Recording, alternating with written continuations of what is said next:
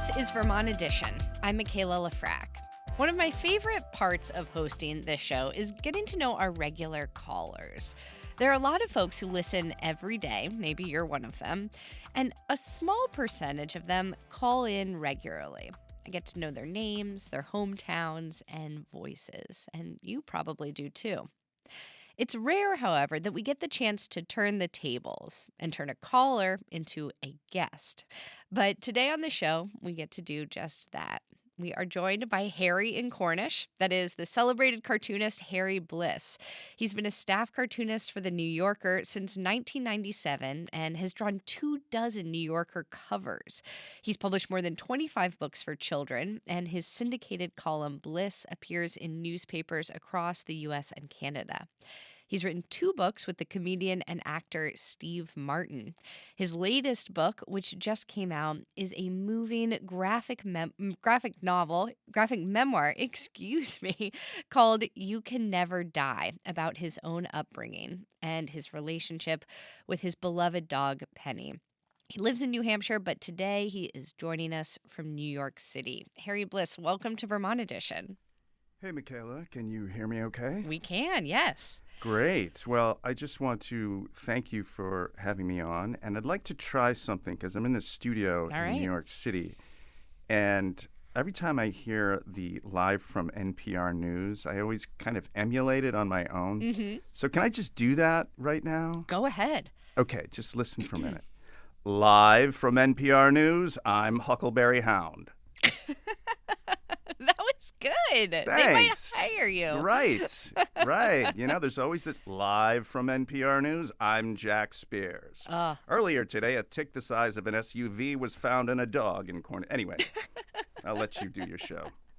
That was good. No, I mean, you could have my job. Just interview yourself. Doing pretty well. No, I'm too nervous. You do. Well, listeners, if you want to try the Jack Spear voice or just call in and ask Harry Bliss a question, you can do so at 800-639-2211 or send an email to vermontedition@vermontpublic.org. Harry, as my colleagues can attest, I have been both laughing out loud and crying at my desk reading this memoir. It is so beautiful. Congratulations on its publication. Thank you very much. It includes published and unpublished cartoons, these short essays that are culled from your journal entries, and photos of your actual journal pages. Now, you write in a journal every day. When did that habit form? About 15 or 16 years ago, I started keeping a moleskin, and I haven't stopped. I wake up every morning and journal, nothing lengthy, but I may record a dream and what's going on in the morning, what the dog is up to, how I slept. There's a lot of late night musings. I take it you don't always sleep well. Yeah, Michaela, exactly. I woke up at like 4:45 this morning, and I'm not happy about it. So, yeah. What's up with that? I don't know, You get older, man. you don't sleep well? What happens? You're supposed to sleep well. The weight of the world. Well, this book is it's many things, but you continually come back to this relationship, this beautiful relationship you had with your dog of 17 years, Penny. Yes. Could you tell us, and for folks who haven't seen your drawings of Penny, what she looked like and some things you loved about her? Well, she was a little mini poodle, and she was kind of a light ochre color, almost white, but kind of a cream, off cream. She had a little more red in her when she was a little puppy, but Penny was initially my wife, Sophie's puppy, when I first met my wife. And that was when Penny was about 6 or 7 months old, I guess. But we had her for 17 years, and she was just a remarkable dog. And I probably wouldn't have a career in cartoons if I didn't have her, because so much of her personality and my experience with her inspired the cartoon work that I've done since she came into my life. Many of your drawings feature dogs in them. Are they usually Penny? Yeah, I mean, there was a go-to dog that I drew. It was kind of a Labrador Yeah. kind of dog, but after the first couple years with Penny, I started to, I would draw her in the journal frequently, as is illustrated in the book, countless pages of her, and they would just seep into the cartoon work naturally. Yeah, I could draw her from memory now, and I have another dog, Junior, who's 2.5, that I also draw a lot. Um, so Harry, I have to be honest with you. When I first heard about the premise of this book, I was a little. I'm a cat person. I'll Sure. start there. And there are a lot of books and movies out there that center people's relationships with their dogs, and Hmm. they can often be really cheesy. Yeah, Sometimes the dog is given a voice and is talking or something. It sure. feels very saccharine. This was Hmm. not like that at all. I mean, it is so um, it's so relatable, even for a grouchy cat person like myself, and just so you're so open with your emotions about what your pet meant to you, and I think that's maybe what's so rare. Like your grief over her death is so moving and heart wrenching.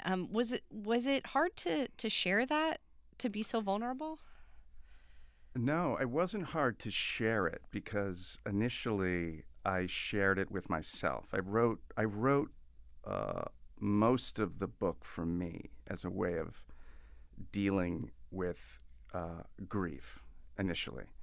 So the autobiographical things, most of which I think are very funny, and some are uh, shameful on my part, and I have real regrets about.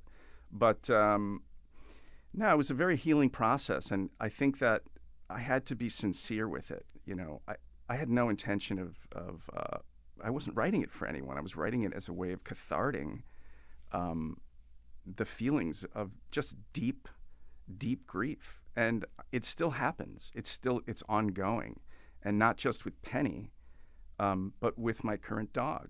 And I look at his name is Junior.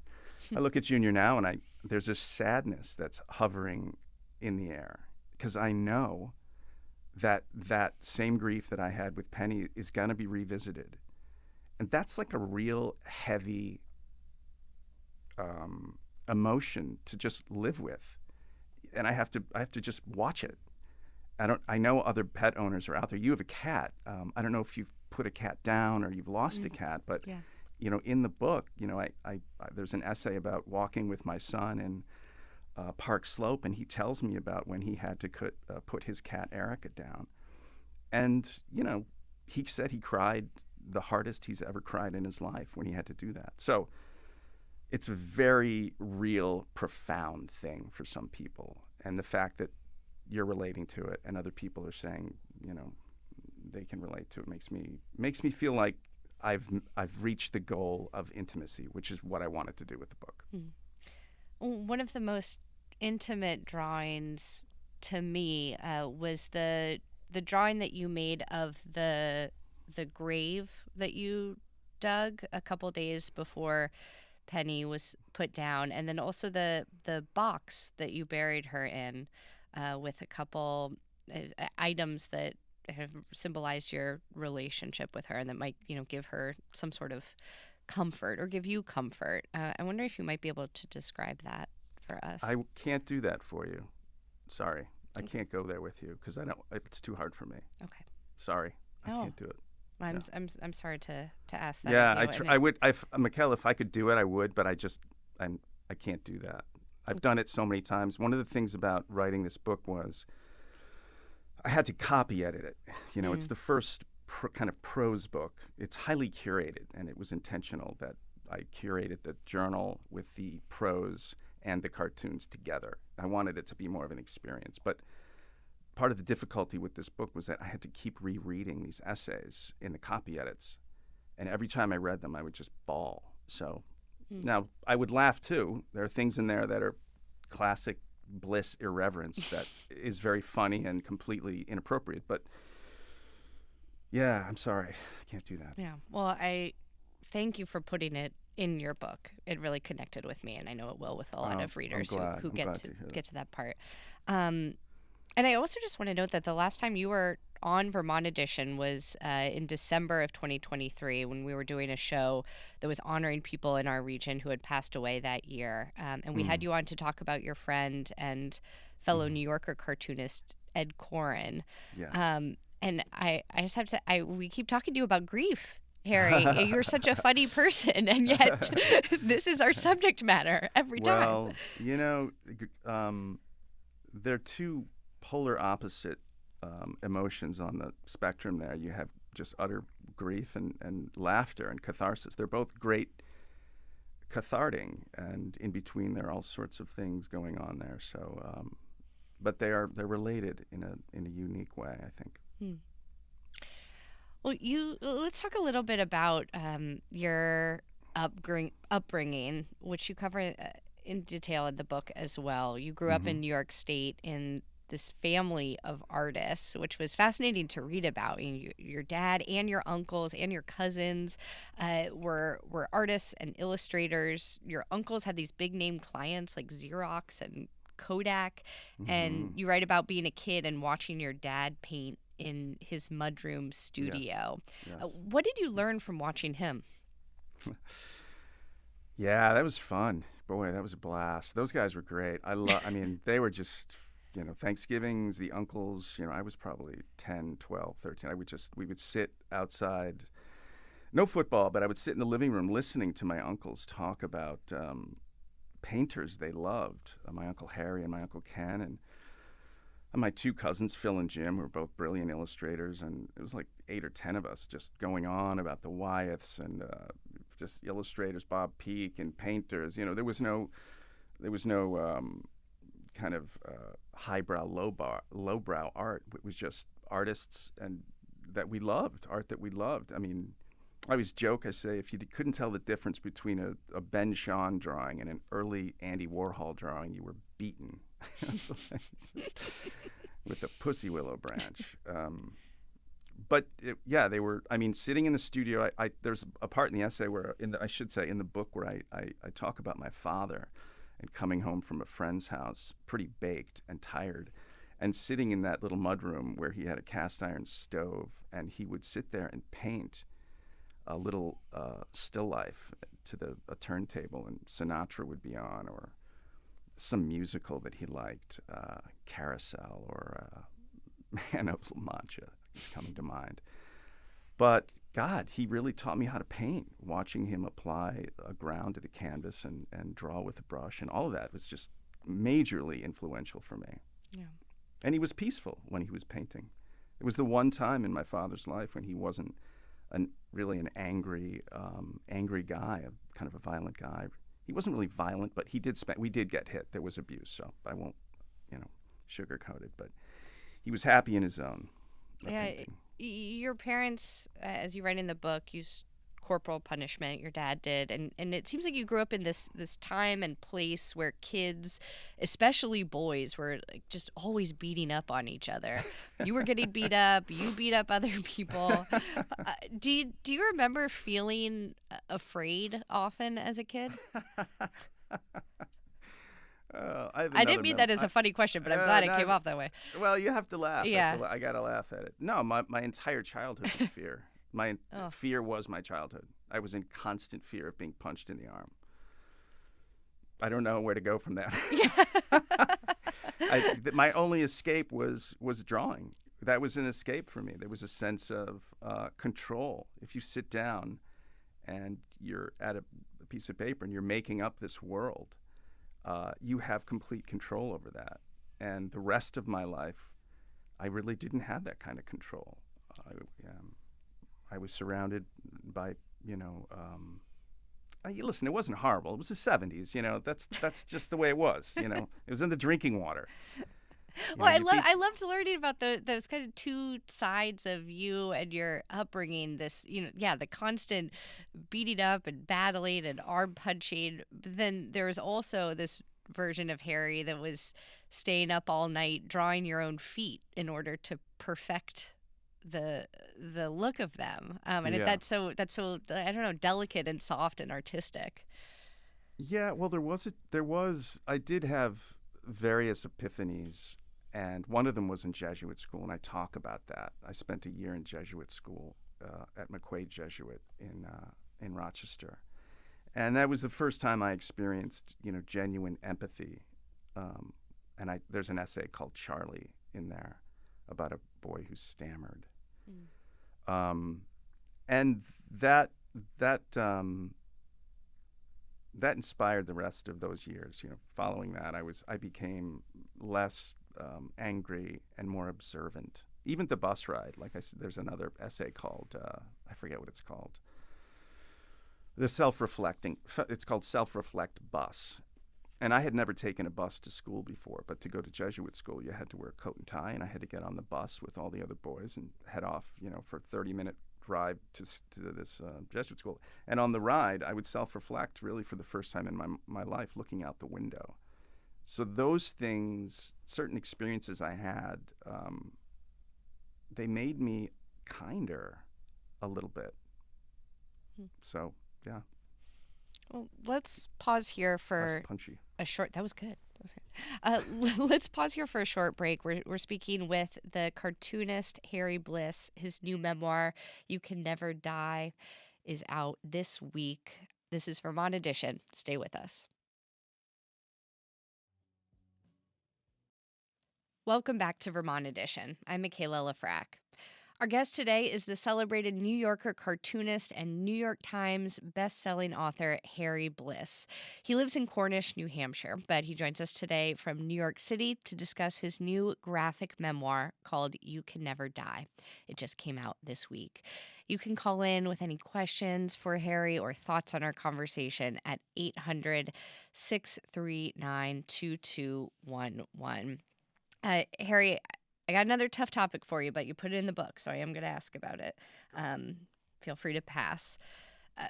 You wrote in the book and recently on Instagram too about having a baby with your girlfriend when you were both very young and giving that child up for adoption and then reconnecting with her later in life and all the joy that has brought you. I was reading through some of those comments on Instagram just before we spoke and was just so struck by how time and again we see this on Vermont Edition all the time, how honesty begets honesty and how all these people were sharing their own stories with you from all their different experiences with adoption. I wonder what it was like to put that to put that fact of your life out in the world and get those responses. It's kind of beautiful, I loved hearing all those responses, and I think that's one of the nice things about the nice aspects, I should say, about social media, because sometimes it can suck. It can suck and be a real problem. But again, it's all about having an intimacy with your audience, and I had shorn. I had shorn that. Let's just leave it. Let's leave it at that. Right. I want to use that word. I had shorn that story before. Sorry. And I had, before I wrote about that in the book, I spoke with my biological daughter Valerie, and she's great. I mean, she reached out to me when she was 18, I think, and I had gotten an email in I guess in 2002 or 3, I don't remember. But as soon as I got the email that said, it just read, "Did you give a baby girl up for adoption in 1986?" I knew that was her. I was Valerie. I knew it. Oh. And shortly thereafter, I went down to meet her mom and her aunt, and we had dinner together, and it was very emotional. And but again, it was really beautiful. And then we connected maybe 6 or 8 months later. I went down to Philly, and I think I had dinner with some of her friends. And yeah, it was kind of nerve-wracking, and I was, but we've been close, and now I have a grandson, Sebastian, who's beautiful and hilarious, and she sends me videos of him, and I make little videos of this little sheep puppet.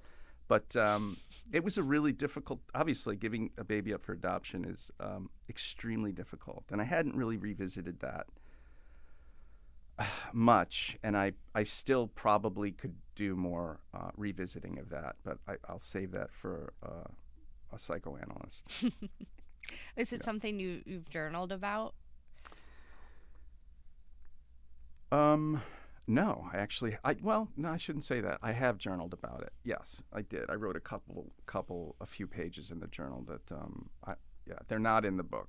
I don't like to share it publicly because Valerie's biological mother is out there, and it's some things I prefer to keep private, and I don't know what her experience is, and it's not my place to expose it at this point. Yeah. Well, this book is in many ways such a departure from some of your other more recent books, including 2 collaborations with the actor and comedian Steve Martin.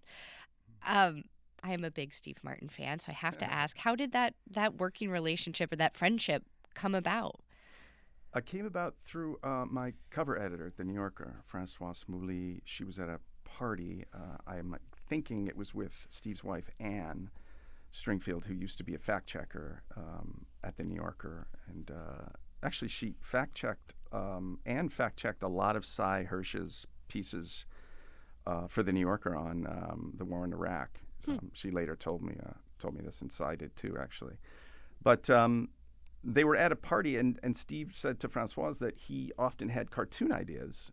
And unlike many cartoonists, Françoise knows that I enjoy collaboration. I'm not one of the cartoonists that said I have to do my own ideas. And Ed was like that. Ed Koren was like that. He wasn't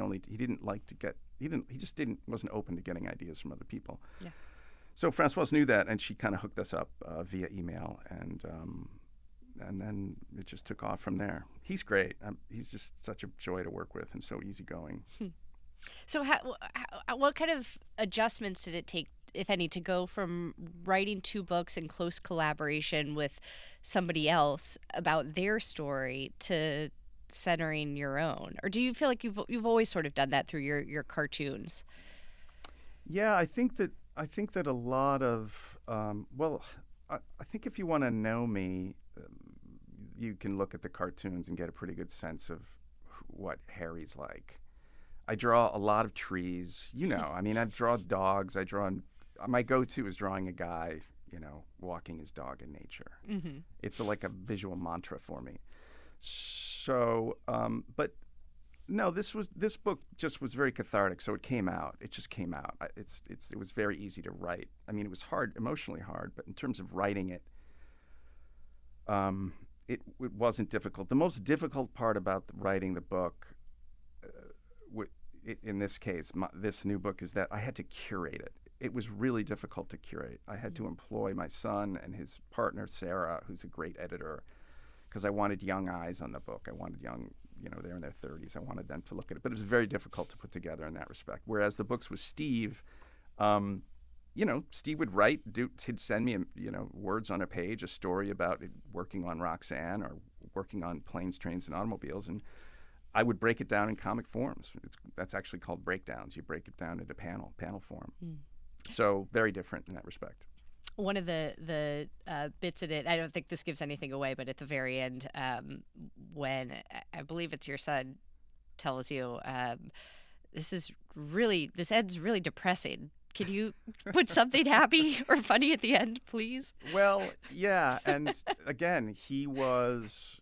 Yeah, I write the last page, the last sort of epigraph, I guess, is he said, I verbatim say, my son is here with, his partner Sarah, and he mentioned that maybe this book could end on an up note.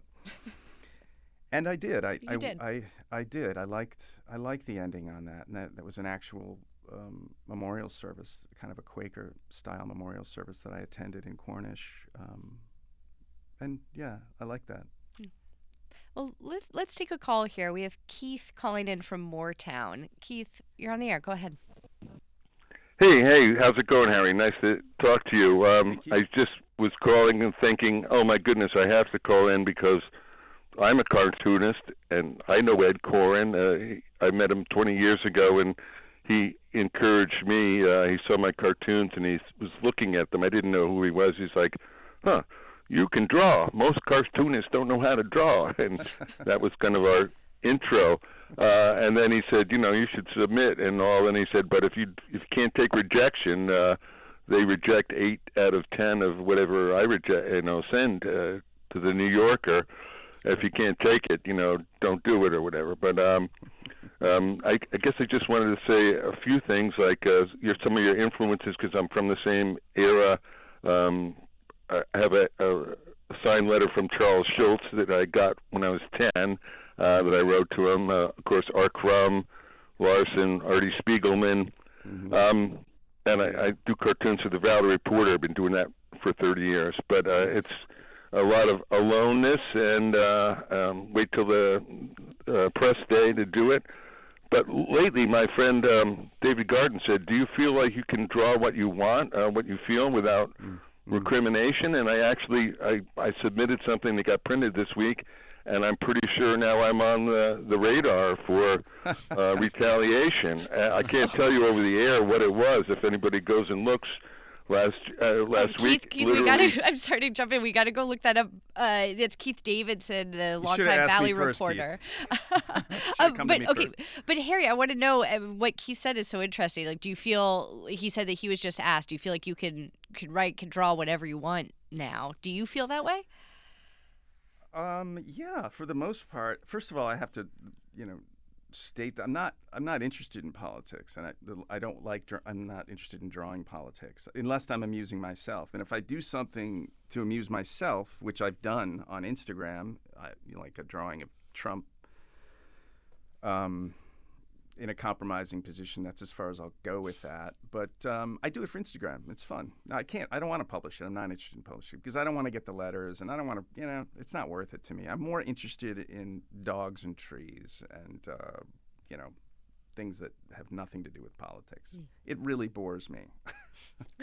Keith, thanks so much for calling in. I'm curious what you say to, I'm sure you get asked this a lot by young cartoonists, what advice that you give people who see your career and hope to emulate it. I mean, I can't imagine how much the industry has changed since you first started out and first became a New Yorker staff cartoonist in the mid-late 90s. And we have so many young cartoonists here through the Center for Cartoon Studies. What advice do you typically give? The advice that I would give to a cartoonist these days are just, you have to read, and write. And, if you can write a compelling story, and really the best way to learn how to write is by reading. You just have to devour books. And it doesn't happen in your 20s. It's not, this notion that you have to be a success by the time you're 25 or 30. It took me till I was 35 before I was able to get health care, pay my first premium. That's in the book too.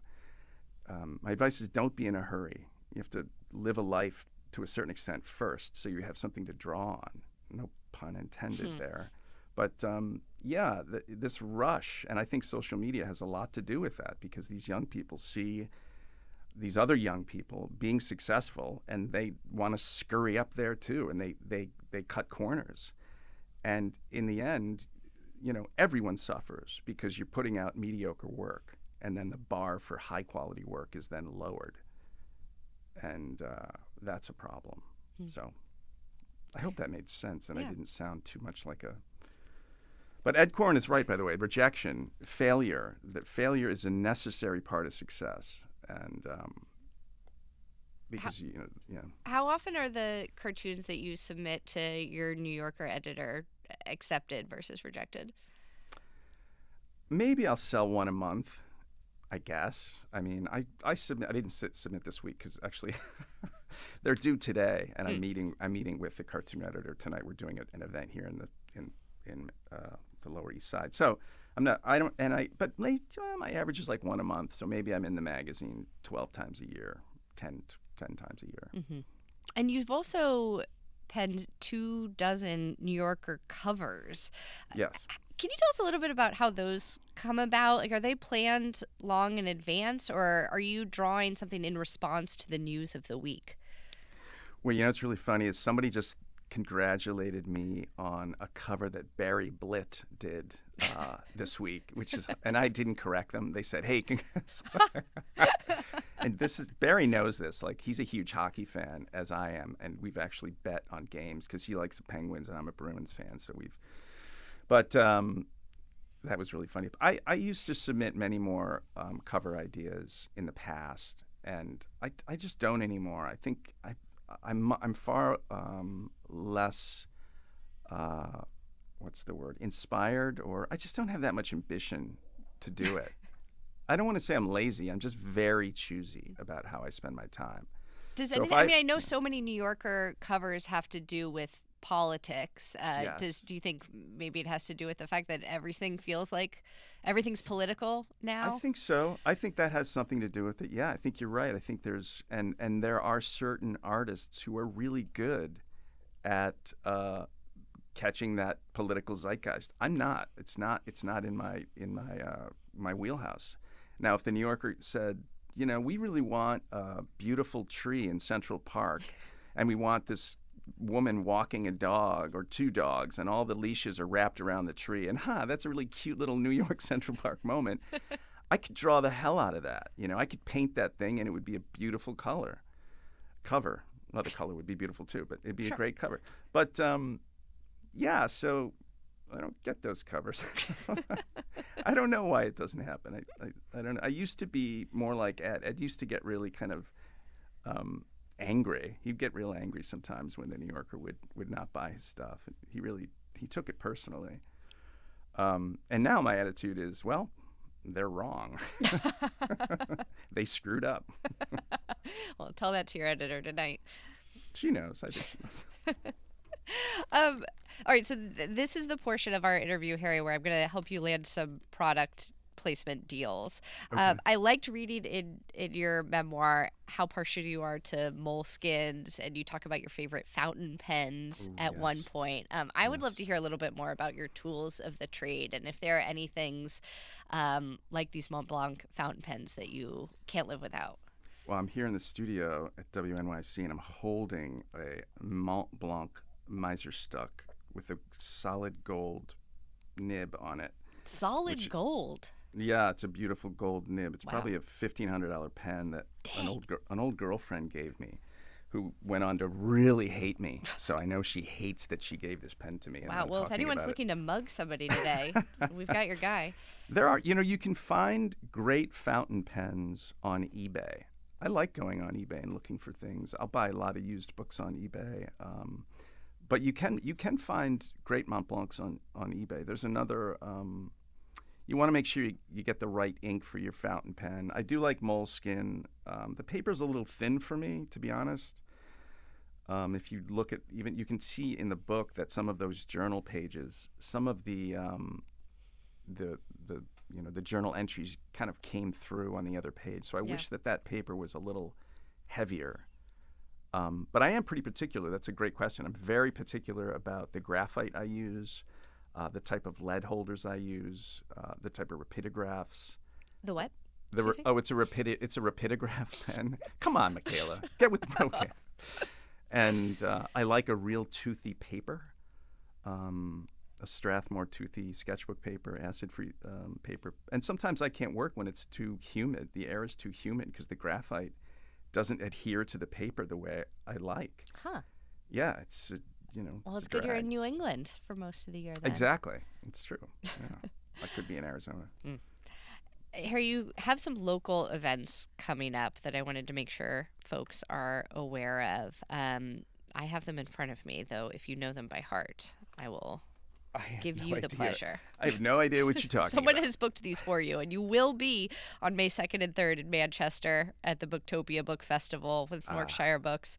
May 6th, you get to go to Phoenix Books in Burlington. May 7th, Bear Pond Books. May 8th, Norwich Bookstore. You are a busy man. I don't know if you knew.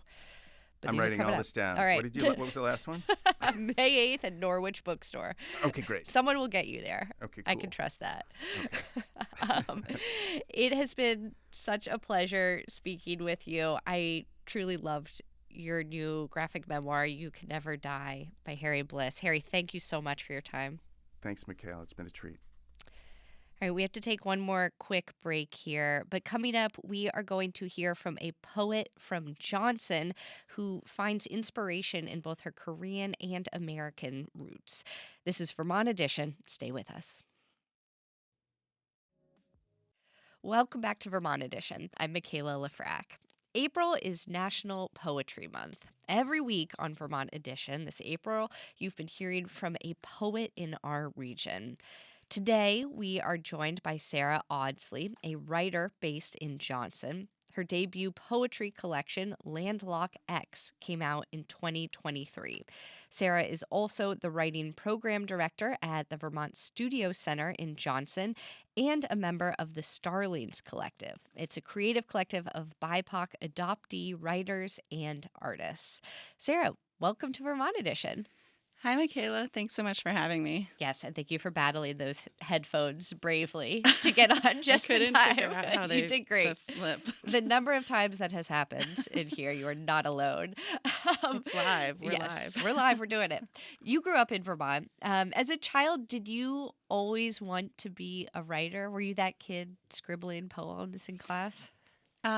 Yes, but I didn't know you could be a writer, that you could be a poet, that I could be having the life that I'm living now.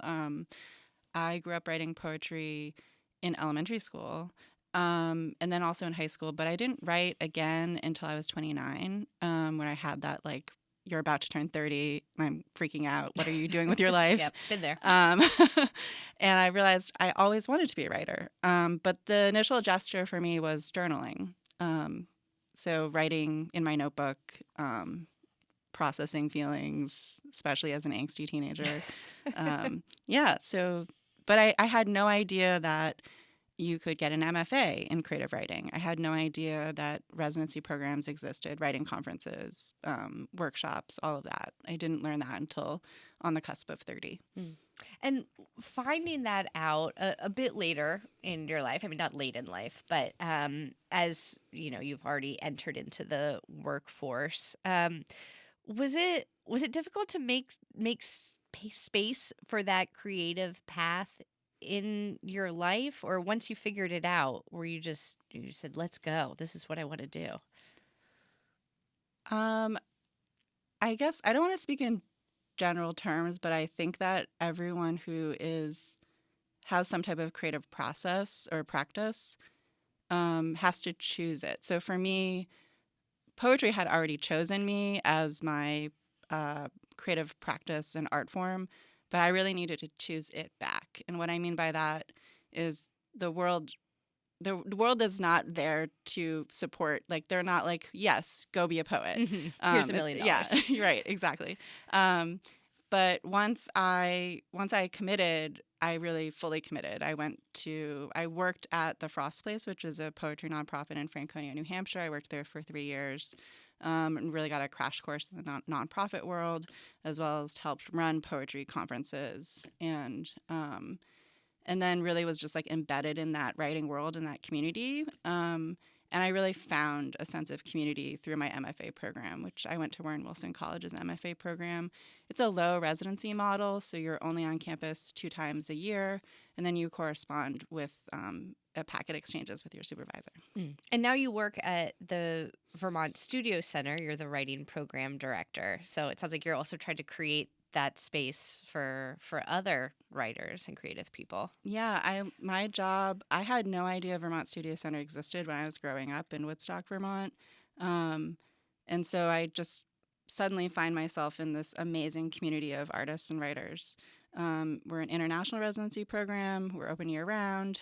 And we're about to launch our Vermont Week, which is for Vermont artists and writers. And it's a 1-week residency. It's fully funded.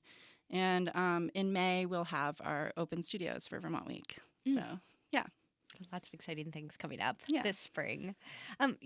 Speaking of spring, your work is full of images of the Vermont landscape, everything from hay bales to fields and farmhouses, mixed in with your own personal sensibilities and story. Did you study the pastoral poetry tradition as you can work towards publishing your first book?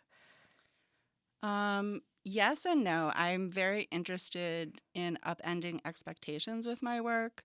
The pastoral tradition is rooted in very much white men writing about looking at the landscape and going into viewing it from afar, and that's very idyllic. And the sheep are moving with the herds in the distance. And there is a deep poetic tradition called the pastoral. I really wanted to upend those expectations of having a person of color like me, deeply rooted and connected to Vermont land and landscape, writing about what I see and also what I experience here growing up in Vermont. And then I also read a book by Vivie Francis, who's another fellow Vermont poet, won the Vermont Book Award last year. She has some anti-pastorals in her book called Forest Primeval, and I modeled one of my poems in my book after hers for her anti-pastorals. I like that, anti-pastoral. Yeah. Your work also contains a lot of themes that meditate on your identity as a Korean American adoptee. And I'm so glad that we get to talk to you right after we spoke to Harry Bliss, who just shared his own story of giving up a child for adoption and then reconnecting with that person now that she's a young woman. You also reconnected with a birth parent in Korea. Is that right? Yes. Well, I think that the threads, whenever I meet another adoptee or hear other adoption stories, I feel a level of kinship. And also each story is individual and unique. Yeah. So in 2013, I returned to Korea for the first time since I left when I was 5 months old. And I was able to meet my biological father through records and paperwork that I think are accurate. Everything has kind of been upended with Frontline and AP documentary that came out in September of 2024, South Korea's Adoption Reckoning documentary. It's very, very thorough and good, but it depicts a lot of fraud and falsified documents and inappropriate practices that were going on for the adoption industry. Yeah. So, but I was able to meet my biological father in the late fall, winter of 2013. And there's a poem in my book that depicts that. Yeah. Yeah. And then I guess I would say that my book actually opens with a handwritten letter from my biological father. Yeah. And the book is divided into 3 sections. And the 3 sections close with an erasure of the English translation of the handwritten letter. That's one thing I wanted to ask you about was what it was like to communicate with him, and whether you know if he has been able to read any of your work. So I don't read or write or speak Korean. So all the conversations that were happening at the post-adoption services meeting place was through a translator. And I would like to return at some point again because I have a half sister who I haven't met. But the really great, exciting thing is that there's a group called Me and Korea, and they are building out a library of adoptee literature. So myself and some other fellow adoptees, we are sending our books back to Korea. Wow. So I mailed it out yesterday, actually. It's going to California, and then it will move on to Korea. How did it feel to put that in the mail? Oh, it's wonderful. It feels like a, full circle moment to, send my book back to the country where I was born. Yeah. And now you're part of a group called the Starling Collective that brings together other BIPOC adoptee writers. Tell us a little bit about what you all do. Is it like another type of writing group where you sit together, share each other's work, support one another's careers? What do you do? Yeah, thanks so much for asking about the Starlings Collective and our work. I see the work that we're doing as fostering other BIPOC adoptee creative people, and also as a little bit of an activism group. We don't actually share each other's work in workshop. We host a quarterly adoptee book club. Mm-hmm. It's free and open to BIPOC adoptees. We invite the author into the room, and we pay them a small honorarium.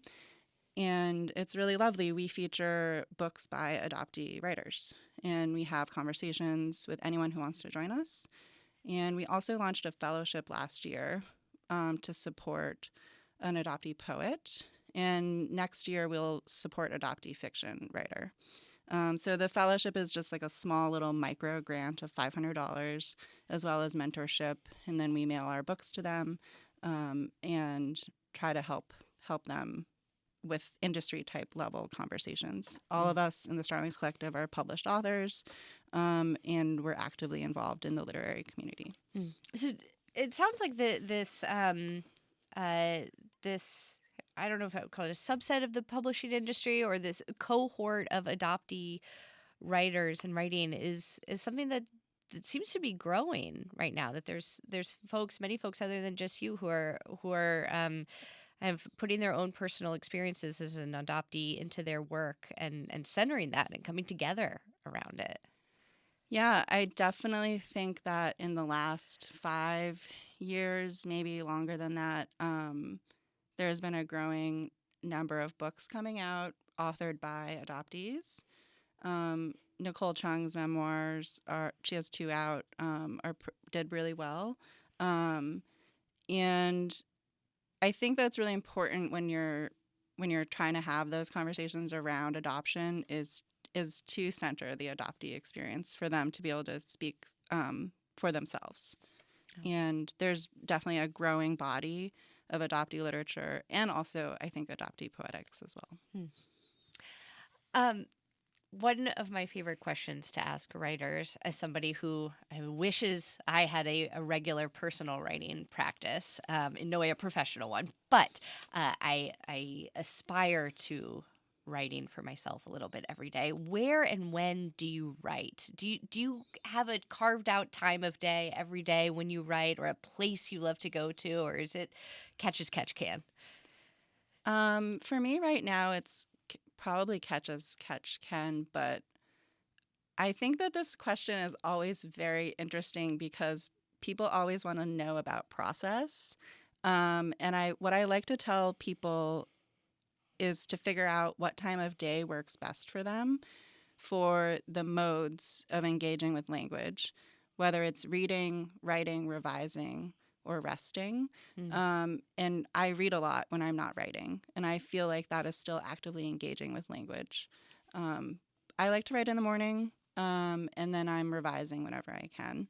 But I'm always reading a lot because partly for my job, but also I find deep pleasure in reading, and I find writing to be hard.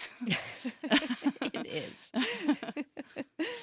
Well, Sarah, it has been such a pleasure talking with you. Thank you so much for telling us about your work and your book. Thank you. Sarah Audsley is a writer based in Johnson. Her debut poetry collection, Landlock X, came out in 2023. She's also the writing program director at the Vermont Studio Center in Johnson and a member of the Starlings Collective. All right, that is all the time that we have for Vermont Edition today. As always, you can weigh in on our show or pitch us ideas or tell us about your favorite local author by emailing vermontedition@vermontpublic.org. You can also find us on Instagram. Today's show was directed by Aaliyah Papes. Our managing producer is John Ahrens, and our producers are Andrea Lorian and Daniela Fierro. Anna Berg is our intern, and our call screener today was Rick Barrett. Our theme music was composed by Myra Flynn. I'm Michaela Lafrac. Thank you so much for listening, and we'll catch up again soon.